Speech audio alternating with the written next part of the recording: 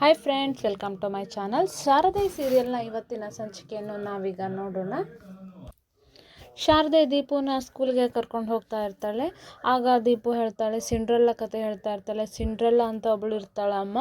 ಅವಳು ತುಂಬ ಬಡವಳಾಗಿರ್ತಾಳೆ, ಆದರೆ ಅವಳು ಆಮೇಲೆ ತುಂಬ ಬುದ್ಧಿವಂತೆ ಆಗಿರ್ತಾಳೆ. ಅವಳು ಆಮೇಲೆ ಎಲ್ಲರಿಗೂ ಹೆಲ್ಪ್ ಮಾಡ್ತಾಳೆ, ಶ್ರೀಮಂತೆ ಆಗ್ತಾಳೆ, ರಾಜ್ಕುಮಾರಿ ಅವಳು ಅಂತೆಲ್ಲ ಹೇಳ್ತಾ ಇರ್ತಾಳೆ. ಅಷ್ಟೊತ್ತಿಗೆ ಶಾರದೆ ಚಪ್ಪಲಿ ಕೂಡ ಕಿತ್ತು ಹೋಗುತ್ತೆ. ಆಗ ಕಿತ್ಕೊಂಡು ಹೋದಾಗ, ಅಮ್ಮ ನಾನೀಗಷ್ಟೇ ಸಿಂಡ್ರೆಲ್ಲ ಬಗ್ಗೆ ಹೇಳ್ತಾ ಇದ್ದೆ, ಅವಳು ತುಂಬ ಸುಂದರವಾಗಿರ್ತಾಳೆ, ಆದರೆ ಅವಳ ಹತ್ರ ಏನೂ ದುಡ್ಡಿರಲ್ಲ, ತುಂಬ ಬಡವಳಾಗಿರ್ತಾಳೆ ಅಂತ. ನೀನು ಸಿಂಡ್ರೆಲ್ಲನ ಅಮ್ಮ, ನಿನ್ನ ಚಪ್ಪಲಿ ಕಿತ್ತೋಗಿದೆ ಅಂತೆಲ್ಲ ಹೇಳ್ತಾ ಇರ್ತಾರೆ. ಆಗ ಶಾರದೆ ಹೇಳ್ತಾರೆ, ಸಿಂಡ್ರೆಲ್ಲ ಯಾರೋ ಏನೋ ಅಂತ ನಂಗೆ ಗೊತ್ತಿಲ್ಲ ಅಮ್ಮ. ಹೌದು, ನಾನು ಬಡವಿ, ಆದರೆ ಪ್ರೀತಿಯಲ್ಲಿ ಶ್ರೀಮಂತೆ, ನಿನ್ನನ್ನು ತುಂಬ ಪ್ರೀತಿ ಮಾಡ್ತೀನಿ ಅಂತ ಹೇಳಿಬಿಟ್ಟು ಮುತ್ತು ಕೊಟ್ಟು, ನಡಿ ಸ್ಕೂಲ್ಗೆ ಹೋಗೋಣ, ಲೇಟ್ ಆಗುತ್ತೆ ಅಂತ ಇಬ್ಬರು ನಡ್ಕೊಂಡು ಹೋಗ್ತಾ ಇರ್ತಾರೆ. ಆಗ ದೀಪು ತುಂಬ ಸ್ಲೋ ಆಗಿ ನಡೀತಾ ಇರ್ತಾಳೆ. ಯಾಕೆ ದೀಪು, ನಡೆಯೋಕ್ಕಾಗ್ತಿಲ್ವಾ, ಕಾಲು ನೋವಾ, ಸುಸ್ತಾಗ್ತಿದೆಯಾ ಅಂತ ಹೇಳ್ತಾರೆ. ಅಮ್ಮನ ಹತ್ರ ಹೇಳ್ಕೊಳ್ಳೋದಕ್ಕೆ ಯಾಕೆ ಇಷ್ಟು ಸಂಕೋಚ ಮಾಡ್ಕೋತಿದೆಯಾ ಅಂತ ಹೇಳ್ತಾರೆ. ಬಾ ಎತ್ಕೊಂಡು ಹೋಗ್ತೀನಿ ಅಂತ ಹೇಳ್ತಾರೆ. ಬೇಡ ಅಮ್ಮ, ನಿಮ್ಗೆ ಚಪ್ಪಲಿ ಕಿತ್ತೋಗಿದೆ, ನಿನ್ನ ಹತ್ರ ನಡೆಯೋದಕ್ಕೂ ಆಗಲ್ಲ, ಮತ್ತು ನಾನು ನಿಂಗೆ ಕಷ್ಟ ಕೊಡಲ್ಲ ಅಂತ ಹೇಳ್ತಾರೆ. ಅಮ್ಮನಿಗೆ ಯಾವತ್ತೂ ಕಷ್ಟ ಆಗಲ್ಲ ಮಕ್ಕಳು, ನಿನ್ನನ್ನು ನಾನು ಯಾವಾಗಲೂ ಜೋಪಾನ ಮಾಡ್ತೀನಿ, ನೀನು ಎತ್ಕೊಂಡು ಹೋಗ್ತೀನಿ, ನೀನು ದೊಡ್ಡವಳಾದ್ಮೇಲೂ ಅಂತ ಹೇಳ್ತಾರೆ. ಅಮ್ಮ, ನಾನು ದೊಡ್ಡ ಎತ್ತರಕ್ಕಾದ್ರೂ ಯಾವಾಗಲೂ ನನ್ನ ಎತ್ಕೊಂಡು ಹೋಗ್ತೀಯಾ ಅಂತ ಕೇಳ್ತಾರೆ. ಹೌದು, ಅಮ್ಮಂದಿರಿಗೆ ಮಕ್ಕಳು ಯಾವತ್ತಿದ್ರೂ ಮಕ್ಕಳೇ ಸಣ್ಣವರೇ, ಅವಳನ್ನ ಯಾವತ್ತೂ ಎತ್ಕೊಂಡು ಜೋಪಾನ ಮಾಡೋದೇ ತಾಯಂದಿರ ಕೆಲಸ ಅಂತ ಹೇಳ್ತಾರೆ. ನಾನು ದೊಡ್ಡವಳಾದಮೇಲೆ ನೀನೇನು ನನ್ನನ್ನು ಎತ್ಕೊಂಡು ಹೋಗೋದು ಬೇಡ, ನಾನೇ ನಿನ್ನನ್ನು ತುಂಬ ಚೆನ್ನಾಗಿ ನೋಡ್ಕೋತೀನಿ ಅಂತ ದೀಪು ಹೇಳ್ತಾಳೆ. ಆಗ ದೀಪು ಮಾತು ಕೇಳಿ ಶಾರದೆಗೆ ಮನಸ್ಸು ತುಂಬಿ ಬರುತ್ತೆ. ಅಮ್ಮ, ನಮ್ಮ ಹತ್ರ ಕಾರಾದರೂ ಇರಬೇಕಿತ್ತಲ್ವ, ಜಮ್ ಅಂತ ಹೋಗಬಹುದಿತ್ತು, ಆದರೆ ನಮ್ಮ ಹತ್ರ ದುಡ್ಡೇ ಇಲ್ಲ ಕಾರ್ ತಗೊಳ್ಳೋದಕ್ಕೆ ಅಂತ ಹೇಳ್ತಾರೆ. ಊರಲ್ಲಿ ಅಮ್ಮ ನೀನು ನನ್ನನ್ನು ಸೈಕಲಲ್ಲಿ ಕರ್ಕೊಂಡು ಹೋಗ್ತಿದ್ದೆಲ್ಲ, ಹಾಗೆ ಸೈಕಲ್ ಆದರೂ ಇರಬೇಕಿತ್ತು, ನಾವು ಸೈಕಲಲ್ಲಾದರೂ ಹೋಗ್ಬೋದಿತ್ತು ಅಂತ ಹೇಳ್ತಾರೆ.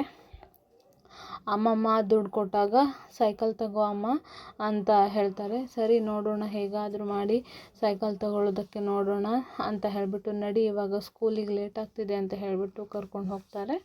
ಹೋಗ್ತಾ ಇದ್ದಾಗ ಸ್ಕೂಲ್ ಗೇಟ್ ಹಾಕಿರುತ್ತೆ. ಅಯ್ಯೋ ಅಮ್ಮ, ಇವತ್ತು ಸ್ಕೂಲ್ ಗೇಟ್ ಹಾಕಿದೆ, ಅವ್ರು ನನ್ನ ಹೊರಗಡೆ ಹಾಕ್ತಾರೆ ಸ್ಕೂಲಿಂದ ಲೇಟಾಗಿ ಹೋದರೆ ಅಂತ ಹೇಳಿಬಿಟ್ಟು ದೀಪು ಗಾಬರಿ ಆಗ್ತಾಳೆ.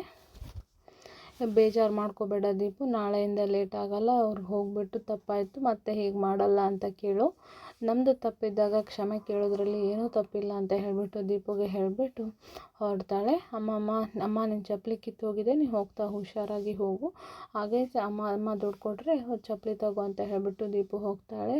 ಅಲ್ಲಿರೋ ಅಣ್ಣಂಗೆ, ಅಣ್ಣ ಗೇಟ್ ತೆಗೀರಿ ಅಂತ ಹೇಳ್ತಾರೆ. ಆಗ ಯಾಕೆ ಲೇಟು ನಿಮ್ಮದು ಅಂತ ಕೇಳ್ತಾರೆ. ಮನೆ ತಾಪತ್ರಯ ಅಣ್ಣ, ನಾಳೆಯಿಂದ ಹೀಗೆ ಮಾಡಲ್ಲ ಅಂತ ಹೇಳಿಬಿಟ್ಟು ದೀಪುನ ಒಳಗೆ ಕಳಿಸಿ ಶಾರದಾ ಹೊರಟೋಗ್ತಾಳೆ. ಮನೆಗೆ ಬಂದು ಶಾರದಾ ಗಿಡಕ್ಕೆ ಹೂವು ಹಾಕ್ತಾ ಇರ್ತಾಳೆ. ಅಲ್ಲಿಗೆ ಬಂದು ಸುಮಿತ್ರಳು ಮಾತಾಡಿಸಿ, ಕೈ ಏಟಾಗಿದೆ, ಯಾಕೆ ನೀರು ಬಿಡ್ತಾ ಇದೆಯಾ, ರೆಸ್ಟ್ ಮಾಡೋಕ್ಕಾಗಲ್ವಾ ಅಂತ ಹೇಳ್ತಾರೆ. ಇಷ್ಟು ಚಿಕ್ಕ ಗಾಯ, ಏನಾಗಲ್ಲಮ್ಮ ಅಂತ ಹೇಳ್ತಾರೆ. ಏನಾಗಲ್ಲ, ಇದಕ್ಕೆ ನೀರು ತಾಗಿದ್ರೆ ಇನ್ನೂ ಕಡಿಮೆ ಆಗಲ್ಲ, ಇರೋ ಆಯಿಂಟ್ಮೆಂಟ್ ತೊಗೊಂಬರ್ತೀನಿ ಅಂತ ಹೇಳ್ಬಿಟ್ಟು ಹೋಗ್ತಾರೆ.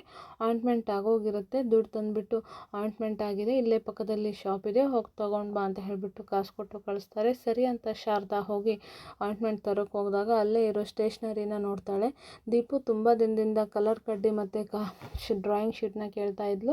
ಈ ಔಷಧಿನ ತಗೊಂಡಿಲ್ಲ ಅಂದರೂ ಈ ಗಾಯ ಕಡಿಮೆ ಆಗುತ್ತೆ, ತುಂಬ ಸಣ್ಣದಿದೆ, ಅಥವಾ ಮನೆಯಲ್ಲೇ ಏನಾದರೂ ಮಾಡ್ಬೋದು ಔಷಧಿ ಇದಕ್ಕೆ, ನಾನು ಈ ಕಾರ್ಡ್ಬೋರ್ಡ್ ತೊಗೊಂಡೋಗಿ ಕೊಟ್ಟಿಲ್ಲ ಅಂದರೆ ಅವಳಿಗೆ ಯಾವತ್ತೂ ಕೊಡಿಸೋದಕ್ಕಾಗಲ್ಲ, ದೀಪು ಖುಷಿಯಾಗಿರೋದಷ್ಟೇ ಮುಖ್ಯ ನನಗೆ ಅಂತ ಹೇಳಿಬಿಟ್ಟು ಹೋಗಿ ಸ್ಟೇಷ್ನರಿ ಶಾಪ್ಗೆ ಹೋಗಿ ಅಲ್ಲಿರುವ ಕಲರ್ ಬಾಕ್ಸು ಮತ್ತು ಡ್ರಾಯಿಂಗ್ ಶೀಟ್ ಎಲ್ಲ ತೊಗೊಂಡು ಶಾರದಾ ಹೋಗ್ತಾಳೆ.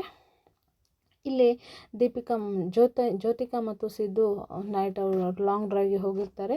ಹೋದಾಗ ಅವಳು ಸಾಂಗ್ ಹಾಕ್ಕೊಂಡಿರೋದನ್ನು ನೋಡಿ ಅವಳಿಗೆ ಇರಿಟೇಟ್ ಆಗಿ ಸಾಂಗ್ ಆಫ್ ಮಾಡ್ತಾರೆ. ಯಾಕೆ ಸಿದ್ದು ಸಾಂಗ್ ಆಫ್ ಮಾಡಿದೆ, ಎಷ್ಟು ಚೆನ್ನಾಗಿತ್ತು, ನಮ್ಮಿಬ್ಬರಿಗೆ ಸೂಟ್ ಆಗೋ ಥರ ಇತ್ತು ಅಂತ ಹೇಳ್ತಾರೆ.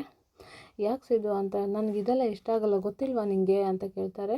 ನಾನು ಅಂದರೆ ಇಷ್ಟ ಇಲ್ವಾ ನಿನಗೆ ಅಂತ ಕೇಳ್ತಾಳೆ ಜ್ಯೋತಿಕಾ. ನೀನಂದರೆ ಇಷ್ಟನೇ, ಆದರೆ ಫ್ರೆಂಡ್ ಆಗಿ, ಹೆಂಡತಿ ಆಗಿ ಅಲ್ಲ, ನಾನು ನಿನ್ನನ್ನು ಯಾವತ್ತೂ ಆ ದೃಷ್ಟಿಯಲ್ಲಿ ನೋಡಿಲ್ಲ, ನನಗೆ ಇಷ್ಟ ಇಲ್ಲ ಇದೆಲ್ಲ ಅಂತ ಹೇಳ್ತಾರೆ.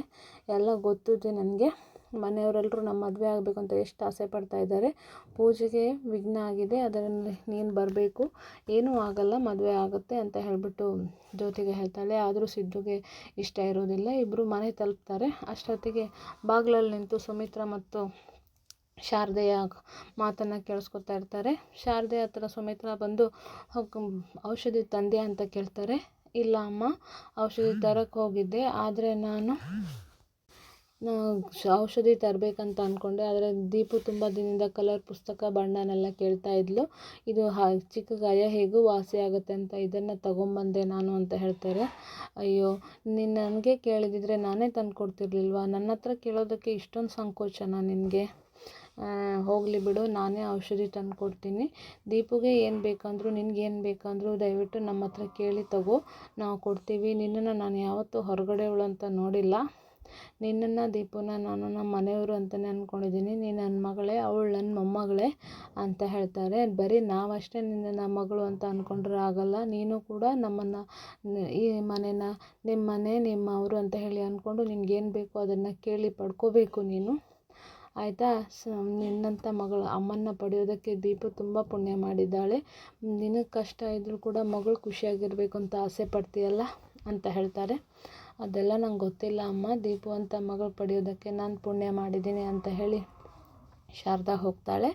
ಅದನ್ನೆಲ್ಲ ಕೇಳಿಸ್ಕೊಂಡು ಜ್ಯೋತಿಕಾ ಮತ್ತು ಸಿದ್ದು ನೋಡ್ತಾ ಇರ್ತಾರೆ. ಸಿದ್ದು ಶಾರದಾನ ನೋಡಿ ನಗ್ತಾ ಇರೋದನ್ನು ಜ್ಯೋತಿಕಾ ನೋಡಿ ಸಿಟ್ಟು ಮಾಡ್ಕೊಳ್ತಾಳೆ. ಅಷ್ಟೊತ್ತಿಗೆ ಸಿದ್ದು ಅಲ್ಲಿಂದ ಹೊರಟೋದಾಗ ಸುಮಿತ್ರಾ ಹಾಯ್ ಸಿದ್ದು ಅಂತ ಹೇಳಿ ಮಾತಾಡ್ಸ್ತಾನೆ. ಸಿದ್ದು ಹಾಯ್ ಹೇಳಿ ಮೇಲೆ ಹೋಗಿಬಿಡ್ತಾನೆ. ಅಷ್ಟೊತ್ತಿಗೆ ಜ್ಯೋತಿಕಾ ಬಂದುಬಿಟ್ಟು, ಆ ಕೆಲಸದವಳ ಮೇಲೆ ಇರೋ ಪ್ರೀತಿ ನನ್ನ ಮೇಲೆ ಇಲ್ಲ ಅಲ್ಲ ಅಮ್ಮಮ್ಮ ನಿನಗೆ ಅಂತ ಹೇಳ್ತಾರೆ. ಯಾಕೆ ನನ್ನ ಮಗಳಿಗೆ ಕೋಪ ಅಂತ ಹೇಳ್ತಾರೆ. ಮತ್ತಿನ್ನೇ ನಮ್ಮಮ್ಮ, ಅವಳ ಕೈಗಾಗಿರೋ ಗಾಯ ಕಾಣಿಸ್ತಿದೆ, ನನ್ನ ಮನಸ್ಸಿಗಾಗಿರೋ ಗಾಯ ನಿಂಗೆ ಕಾಣಿಸ್ತಾನೆ ಇಲ್ವಲ್ಲ? ಅವಳಿಗೆ ಅಷ್ಟೊಂದು ಇಂಪಾರ್ಟೆನ್ಸ್ ಕೊಡೋ ಅವಶ್ಯಕತೆ ಇದೆಯಾ? ಇಷ್ಟೊತ್ತು ಅವಳ ಮನೇಲಿ ಇರೋದೇ ಹೆಚ್ಚು. ಅವಳಿಂದ ನನಗೆ ಎಷ್ಟು ಮೋಸ ಆಗ್ತಾಯಿದೆ. ಶಾರದೆ ನಮಗೆ ಮೋಸ ಮಾಡ್ತಿದ್ದಾಳೆ ಅಮ್ಮಮ್ಮ. ಅವಳು ನನ್ನಿಂದ ಎಲ್ಲ ಕಿತ್ಕೊತಾಳೆ, ನನ್ನ ಲೈಫ್ ಹಾಳು ಮಾಡ್ತಾಳೆ ಅಂತೆಲ್ಲ ಹೇಳ್ತಾರೆ. ನೀನು ಹಾಗೆಲ್ಲ ಮಾತಾಡಬಾರ್ದು, ತಪ್ಪಮ್ಮ ಅಂತ ಹೇಳಿ ಜ್ಯೋತಿಕಾಗೆ ಬುದ್ಧಿ ಮಾತು ಹೇಳ್ತಾರೆ. ಗ್ರ್ಯಾನಿಗೆ ಒಬ್ಬಳಿಗೆ ನನ್ನ ಕಷ್ಟ ಅರ್ಥ ಆಗೋದು, ನಿಮ್ಗೆ ಯಾರಿಗೂ ಅರ್ಥ ಆಗಲ್ಲ ಅಂತ ಹೇಳ್ತಾರೆ.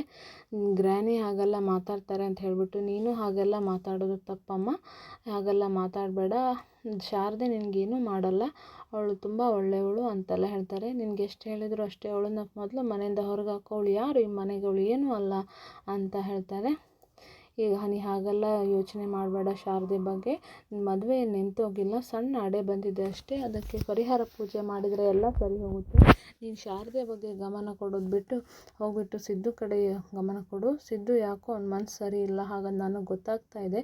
ಏನಾಗಿದೆ ಅಂತ ಹೇಳಿಬಿಟ್ಟು ತಿಳ್ಕೊ, ಸಿಟ್ಟಿಂದ ಮಾತಾಡಬೇಡ, ಅವನ ಜೊತೆ ಪ್ರೀತಿಯಿಂದ ಮಾತಾಡಿ, ಏನು ವಿಚಾರ ಅಂತ ಹೇಳಿ ತಿಳ್ಕೊ ಅಂತ ಹೇಳಿಬಿಟ್ಟು ಜ್ಯೋತಿಕಾನ ಕಳಿಸ್ತಾರೆ. ಆದರೆ ಜ್ಯೋತಿಕಾ ಮಾತ್ರ ಶಾರದಾ ಮೇಲೆ ಕೋಪಕಾರಿ, ನಿನಗೆ ನನ್ನ ಕಷ್ಟನೇ ಅರ್ಥ ಆಗಲ್ಲ, ಗ್ರಾನಿಗೆ ಮಾತ್ರ ನಾನು ಅರ್ಥ ಆಗೋದು, ಅವ್ರಿಗೆ ಮಾತ್ರ ನನ್ನ ಕಷ್ಟ ಅರ್ಥ ಆಗೋದು ಅಂತ ಜ್ಯೋತಿಕಾ ಹೊರಟೋಗ್ತಾಳೆ.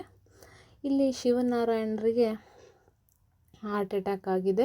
ಮನೆಯಲ್ಲಿ ಯಾರೂ ಇರೋದಿಲ್ಲ, ಅವರು ಮೆಟ್ಲಿಂದ ಉರುಳಿ ಬಿದ್ದಿರ್ತಾರೆ. ಅಷ್ಟೊತ್ತಿಗೆ ಶಾರದಾ ಅವರನ್ನು ನೋಡಿ ಏನಾಯ್ತಪ್ಪ ಅಂತ ಹೇಳಿ ಓಡಿ ಬರ್ತಾಳೆ. ಅವ್ರಿಗೆ ಏನಾಗುತ್ತೆ, ಅವರನ್ನು ಶಾರದಾ ಕಾಪಾಡ್ಕೋತಾಳ ಅಥವಾ ಶಿವನಾರಾಯಣ್ಗೆ ಏನಾದರೂ ಅಪಘಾತ ಆಗುತ್ತಾ ಅಂತ ನಾವು ಕಾದು ನೋಡೋಣ. ಇವತ್ತಿನ ಈ ಸಂಚಿಕೆ ನಿಮ್ಗೆ ಇಷ್ಟ ಆದಲ್ಲಿ ಲೈಕ್ ಮಾಡಿ, ಶೇರ್ ಮಾಡಿ, ಸಬ್ಸ್ಕ್ರೈಬ್ ಮಾಡಿ. Thank you.